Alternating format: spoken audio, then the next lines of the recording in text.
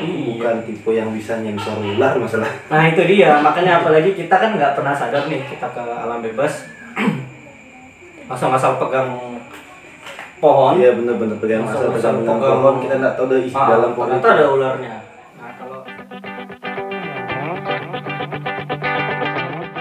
Nah kalau saya saranin, kita misalkan menapaki jalur baru, pakailah trekking pole kalian atau tongkat kalian, pakai buat giniin semak-semak atau dahanan pohon digoyang-goyangin dulu. Karena ketika mereka merasa ada getaran atau goyangan itu dia akan gerak. Jadi kita tahu nih, oh ada ularnya di sana.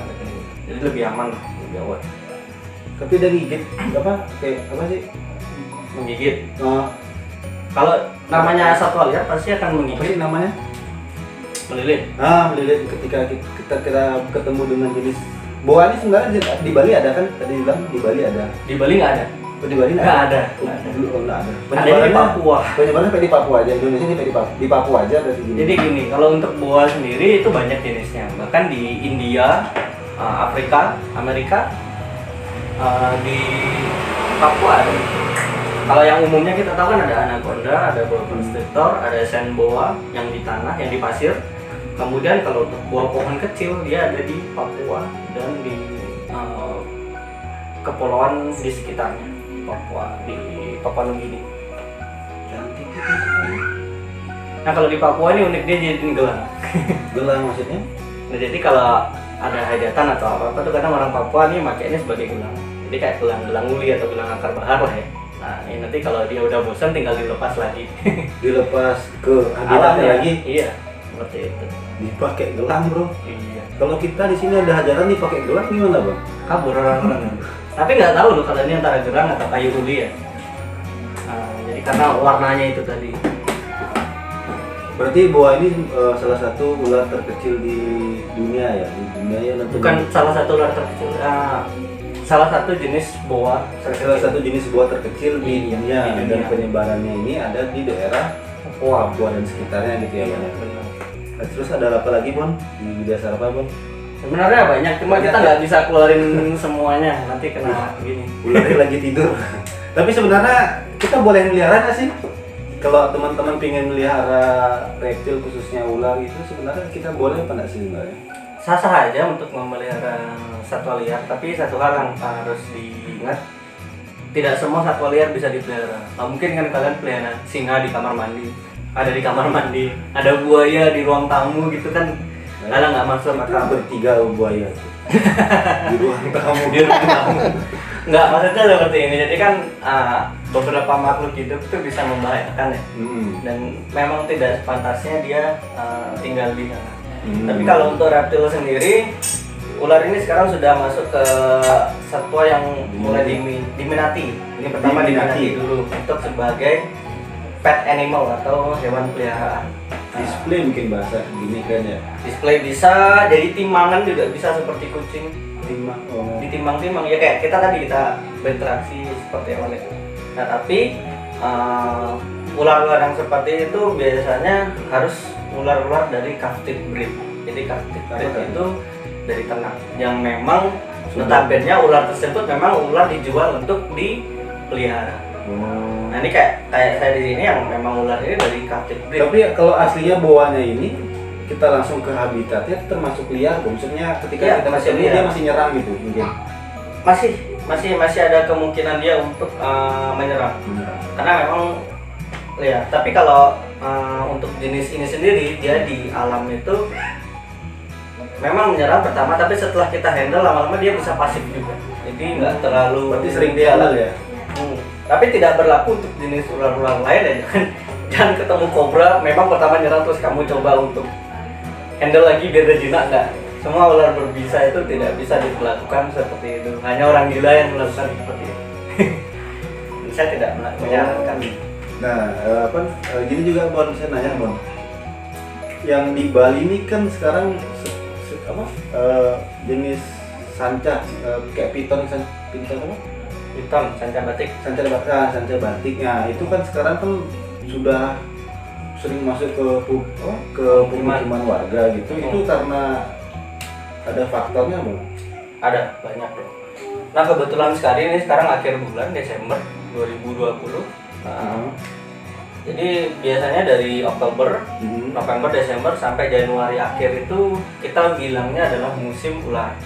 Musim ular. Ya, karena Setiap akhir tahun, nggak ular aja sih, beberapa jenis reptil. Karena mereka November, Desember banyak yang bertelur di pertengahan tahun. Pertengahan tahun bertelur ya. Kemudian di akhir tahun itu dia menetas setelah menjalani masa inkubasi. Jadi kenapa kok di akhir tahun setiap hujan itu pasti ada ular menetas? Ya memang karena memang musimnya itu satu. Musimnya berarti ya. Mereka tidak akan mengerami telurnya pada saat hujan. Jadi pada saat musim panas kemarin itu kan ada yang itu, tapi kebanyakan reptil ditinggal sih telurnya. Jadi ular liar itu. Ular liar berarti. Jadi mereka akan meletakkan telur-telurnya pada saat musim panas. Nanti ketika udah masuk ke musim penghujan seperti sekarang ini, mereka menetas.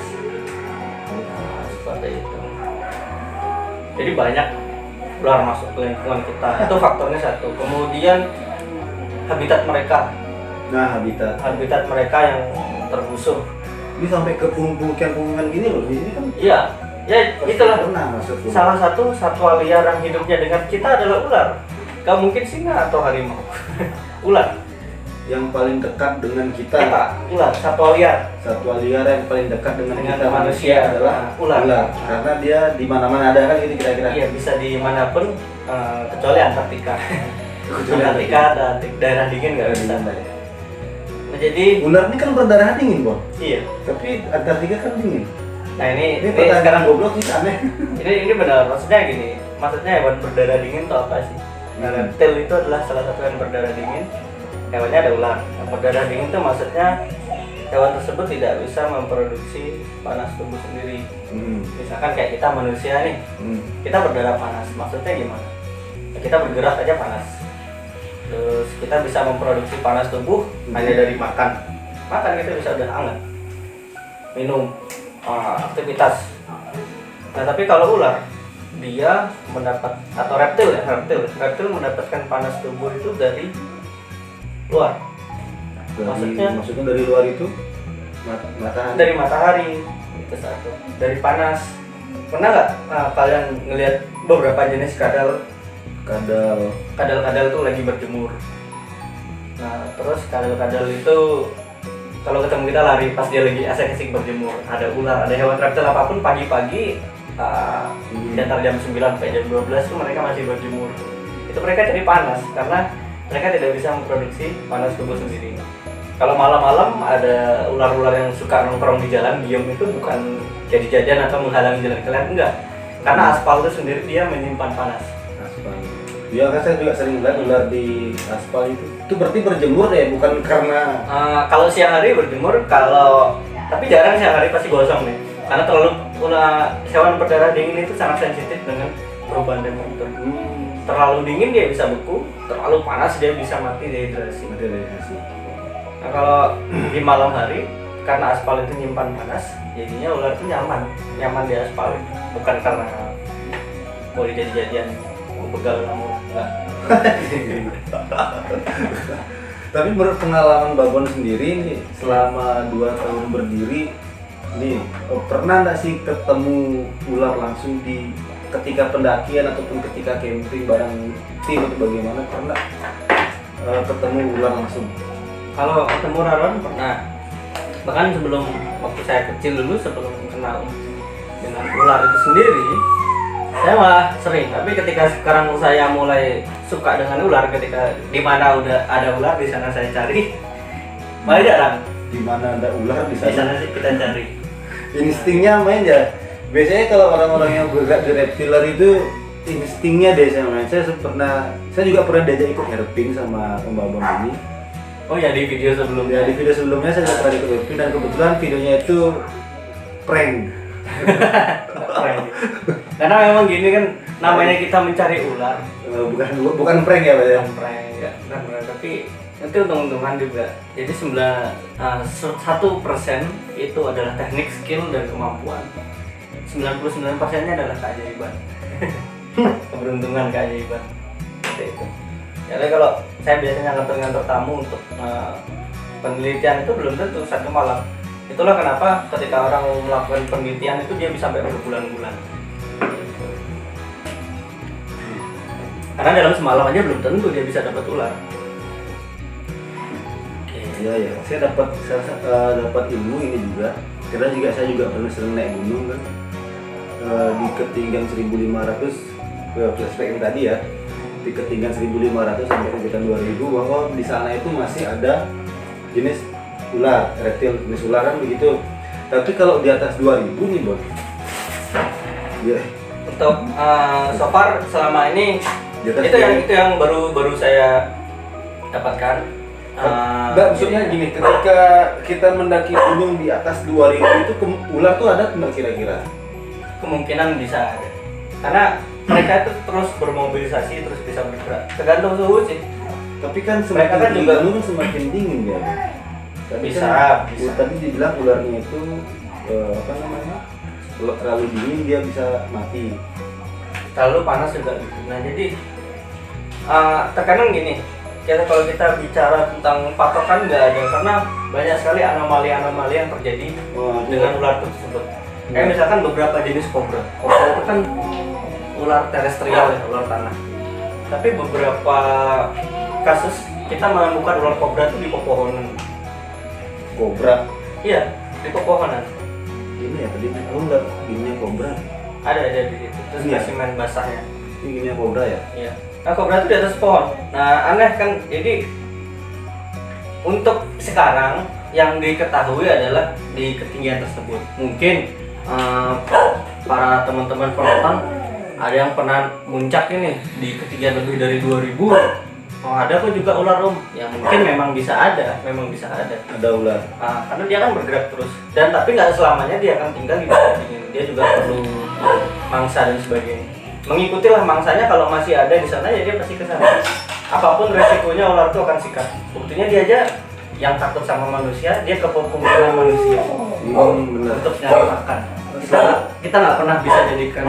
Tapi yang selama ini kan itu dari sharing dari yayasan, kemudian dari teman-teman pendaki gunung. Kemarin yang saya ikut itu rata-rata ya gini, ketemunya di ketinggian gitu 1.500 sampai 2.000 di atas. Ya, berarti kemungkinan masih ada. Pas dah berarti dapat berarti. Kalau ini juga Bon, biar ini banyak pertanyaan juga sebenarnya ke saya. Kalau kita bawa parfum nih misalnya, katakan ular itu kan biasanya kalau kita gini parfum nih kayak di film-film gitu kan. Jadi ular itu tidak mendekati aroma parfum wangi-wangian. Itu bisa. Tapi apakah selamanya kalian akan keluarkan parfum? Karena parfum itu dia paling cuma berapa menit udah hilang. Ya, kecuali kalau kamu nyemprotin parfum terus sampai parfumnya habis. Jadi safety-nya nih Bon, sebagai dirimu sebagai seorang reptila, saya sebagai seorang penggiat alam bebas, ketika saya melakukan suatu pendakian gunung atau entah mendaki ataupun camping, nah apa sih yang harus saya persiapkan untuk antisipasi ketemu dengan ular lah, ketemu ya itu lah, trekking pole itu bisa. Trekking pole lagi. Kemudian itu, safety gear kalian di pendakian, celana panjang, baju lengan panjang, P3K, sepatu itu sangat mempengaruhi. Sepatu tinggi, sepatu itu wajib, paling tidak kulit kalian tidak bersentuhan langsung dengan gigitannya aja lah. Kadang kan oke lah, memang beberapa jenis viper itu taringnya panjang dan bahkan bisa menembus. Viper itu apa sih? Viper itu ular berbisa dengan taring lipat. Viper dan taring lipat, misalnya kayak kobra itu ya? Viper? Beda, bukan. Viper, oh ini ular hijau itu ya? Ya, ular hijau bermerah. Ular kalau di Jawa Barat ada ular gibuk yang di tanah itu ranjau darat, itu masih bisa tembus walaupun kita sudah pakai sepatu. Iya, tapi paling tidak sepatu itu bisa mereduksi lah, apa namanya, mengurangi faktor kecelakaannya. Berarti ini buat teman-teman, ini ada pembelajaran bagus ini. Jadi ketika kalian melakukan suatu kegiatan outdoor activity, diwajibkan menggunakan sepatu, dan khususnya menggunakan sepatu gunung ya. Ya wajib. Ya lebih tebal ya.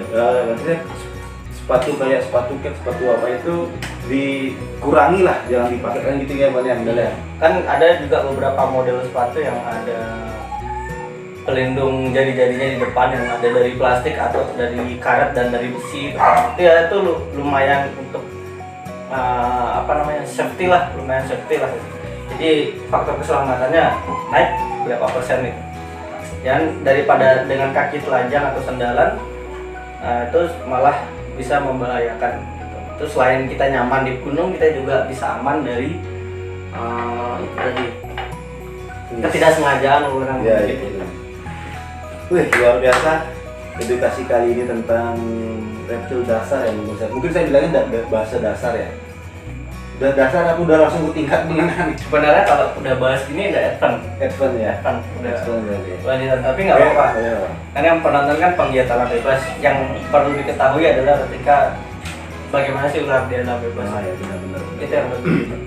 Jadi ini pesan juga buat teman-teman dari saya bilang tadi. Ini mitos apa bahasanya? Bukan mitos sebenarnya. Kita pernah mendengar bahwa ketika kita camping atau naik gunung jangan lupa bawa garam untuk mengusir namanya ular. Ternyata itu mitos. Ya, Itu hanya membuat ular itu dehidrasi dibilangnya. bukan, ular itu nggak akan ngaruh. Apa? Belut baru dehidrasi. Iya, belut. Ular berarti nggak mengaruh. Dan ular itu nggak melihat nggak melihat ya. Dia punya visual juga, tapi tidak sebaik kita manusia. Ular itu punya visual tapi tidak sebaik manusia. Nah, itu fungsi dari matanya itu. Nah, jadi gini. Oh ya, ular itu satu lagi, dia tidak memiliki kelopak mata ya. Dia tidak memiliki kelopak mata. Kapanpun setiap waktu matanya akan ya tetap terbuka, itu karena bagian dari kulit juga. Jadi dia akan lebih waspada sih pada saat apapun. Nah, kalau kita pengen tahu ular itu penglihatannya seperti apa sih? Jadi ular itu visualnya ya buram sebenarnya, nggak begitu jelas. Kalau beberapa jenis mereka bisa melihat suhu atau temperatur. Karena mereka hewan berdarah dingin, ketika mereka lihat makhluk berdarah panas, manusia atau mungkin mamalia, atau mungkin unggas, mengancam mereka kan gigit. Tapi kalau cuma ranting pohon ataupun hewan berdarah dingin lainnya jarang biasanya. Dan dia dari indera penciumannya juga. Dari penciuman ya. Dari lidahnya. Berarti penciumannya dia termasuk tajam juga ya berarti ya. Kalau hidung ular sebenarnya digunakan hanya untuk bernapas saja. Dari lidahnya itu. Indra yang keluar itu lewat. Iya. Berarti di sana indranya dia.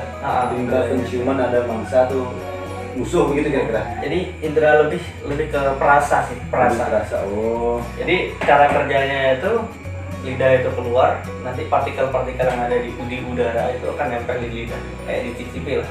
Kemudian kalau di ilmiahnya ya ada namanya organ Jacobson, nanti dia akan tempelkan di sana. Kemudian ditransfer ke otak baca, oh di depan ada mangsa, oh di depannya ada ancaman. Parfum pun juga berpengaruh, tapi ya tidak selamanya terus kamu mau deketin kepala ularnya semprot parfum gini digigit duluan. Mantap, keren. Tapi sepengalamannya Om Babon ini sebagai salah satu pendiri Widya Sarta, pernah nggak sih digigit yang sama ular? Yang berbisa, menengah, atau tinggi atau bagaimana? Sering, semuanya udah. Termasuk berbisa tinggi juga? Iya. Berbisa tinggi juga, serius sih? Iya. Berbisa tinggi tuh kayak king cobra? Kalau king cobra enggak, tapi masih ke viper. Berbisa tinggi viper maksudnya? Dan saya nggak mau nyoba. Pernah, biasanya digigit Sendiri, tergigit bukan itu digigit. ketika menghandle atau ketika kita rescue? Bukan rescue sih, saya pengamatan dulu untuk ngambil gambar.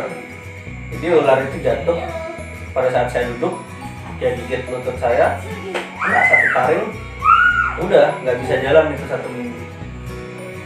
1 minggu nggak bisa jalan? Ya. Itu berbisa tinggi? Ya. 1 taring itu nggak bisa jalan 1 minggu? Itu gara-gara itu viper, tapi Itu viper. kalau cobra atau king cobra mungkin penanganannya beda. Mungkin saya ke rumah sakit, Tapi belum pernah digigit. belum dan nggak mau. Tapi Kalau disembur? tersembur pernah, Disembur pernah. sering gitu. Oh mantap. Keren sahabat-sahabat basecamp. Keren nih salah satu pendiri Widya Sarta ini ilmunya tentang reptil khususnya ular udah saya bilang mungkin masuk ke tingkat pro lah, tak bilang ya, profesional lah, tak bilang. Karena profesi. Oh, karena profesi ya. Karena profesi Ya, saya termasuk sendiri. ya, tapi saya pribadi termasuk profesional ya, termasuk profesional dari cara penanganannya, jenis-jenis ularnya dia tahu. Ini nih ya buat teman-teman ya, sahabat basecamp ataupun komunitas Sispala, Mapala ataupun ya khususnya penangkaran bebas. Jadi teman-teman kalau mau belajar tentang reptil lebih dalam lagi dan lebih mengenal tentang habitatnya, teman-teman bisa langsung datang ke markasnya Widya Sarpa di mana namanya ini? Ini kita ada di Jimbaran, daerah Jimbaran, atau bisa mungkin cek di sosial media kita. Widya Sarpa sendiri ada channel YouTube juga. Cari aja di Widya Sarpa atau Instagramnya. Widya Sarpa semua Facebook, YouTube, dan Widya_Sarpa. Jadi teman-teman bisa mencari langsung di Widya_Sarpa. Nanti jika teman-teman ada pertanyaan seputar reptil dan ular ketika kalian berkegiatan jalan bebas, teman-teman bisa langsung komen di kolom komentar. Nanti kita usahakan dan pasti kita bisa balas seizin beliau. Pasti boleh itu kalau udah masalah tentang ini. Kita juga jual equipment di sini. Ada jual equipment juga. Ini ada snake hook. Jadi ini salah satu piranti yang umum digunakan untuk menangani ular. Dari yang panjangnya nih ada sekitar 50 cm, ada yang 70 sampai 1 meter yang digunakan untuk ular-ular agak besar. Panjang. Tapi fungsinya sama, tapi lebih berat aja bedanya ya. Tergantung jenisnya. Semakin berat semakin bagus aja sebenarnya ini. Apa sih? Sebenarnya bukan semakin berat semakin bagus, tapi semakin kuat dan semakin mudah dibawa, semakin mudah untuk dipakai. Karena kalau terlalu berat juga malah nanti kita bukannya handle ular tapi malah handle hooknya. Hooknya terlalu berat. Jadi disesuaikan beratnya. Kita bahan-bahannya ini bagus, anti karat, anti badai. Wah, luar biasa. Jadi bincang-bincang kali ini sama salah satu pendiri Widya Sarpa, malam ini ada beberapa ilmu yang masuk ke dalam. Mudah-mudahan teman-teman nanti juga ada ilmu yang masuk ke dalam.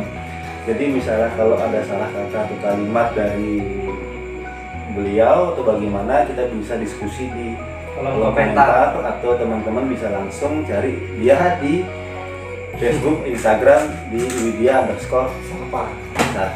Ya, mungkin sekian dulu video dari saya sama Om Babon. Terima kasih Babon ya. Siap. Sudah sharing tentang edukasi tentang reptil itu sendiri. Nanti di next videonya mungkin kita bisa belajar tentang imobilisasi ya. Ya banyak hal. Nanti kita bakal terus memberikan edukasi buat teman-teman, apalagi teman-teman sekarang lagi trending ya kegiatan-kegiatan naik gunung ini.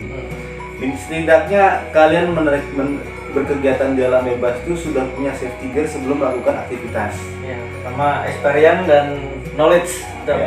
Knowledge. Ya gitu aja. Terima kasih juga buat Uye Komet, Ara Uye Komet sudah support kegiatan kita juga hari ini. Jadi ngobrolnya lebih lancar, lebih enak kalau nggak ada Uye ini kurang Uye. Oke ya sobat game, segitu dulu video dari saya. Kalau teman-teman ada kritik dan saran tentang video diskusi tentang reptil ini, teman-teman bisa komen di kolom komentar, dan jangan lupa klik tombol like-nya dan tombol subscribe-nya. Jangan lupa share juga video ini buat teman-teman kalian yang suka berkegiatan dalam bebas. Dan sekali lagi saya ingatkan buat teman-teman, ketika teman-teman melakukan suatu kegiatan yang namanya outdoor activity, jangan lupa menggunakan sepatu gunung. Ada safety gear-nya. Sepatu itu wajib. Seperti bilang tadi, kalau digigit ular, minimalisir. Ya, meminimalisir apa yang tidak. Ya walaupun misalkan jenis ular yang tidak bertaring panjang ya nggak tembus lah paling tidak. Kalau yang taringnya panjang ya syukur-syukur kena bagian besinya. Iya. Benar. Ya kita lanjut di video berikutnya, oke? Sampai ketemu di video-video selanjutnya dan sampai jumpa.